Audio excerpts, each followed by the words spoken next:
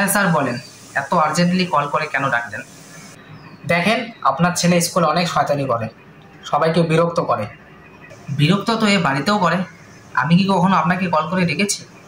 হ্যাঁ, স্কুলে এর জন্য পাঠাই যে আমি কিছুক্ষণ সহ্য করি, আপনি কিছুক্ষণ সহ্য করেন, এইভাবে মিলেমিশে জিন্দেগি কাটে যায়। আর আপনি তো তাও 7 থেকে 8 ঘন্টাই বিরক্ত হন, আর বাকি 18 ঘন্টা আমার মাথার উপর চড়ে বসে, ওটা কি? আর আপনি তো তাও ফিস পেয়ে যান।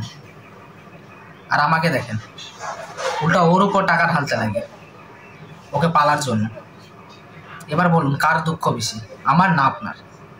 আর তার উপর যদি কল করে ডাকেন তাহলে কি করে হবে? আশ্চর্য, আরে ছেলে তো আপনারই না। এটাই তো দুঃখ আমার, যে আমার ছেলে।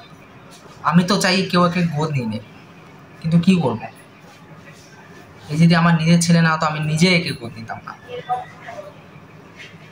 কেউ বুদ্ধিমান সমঝদার এই ভুল করবে না।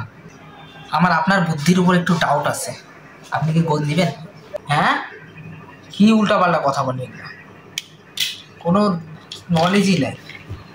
তো স্কুল ছাড়ি চলে।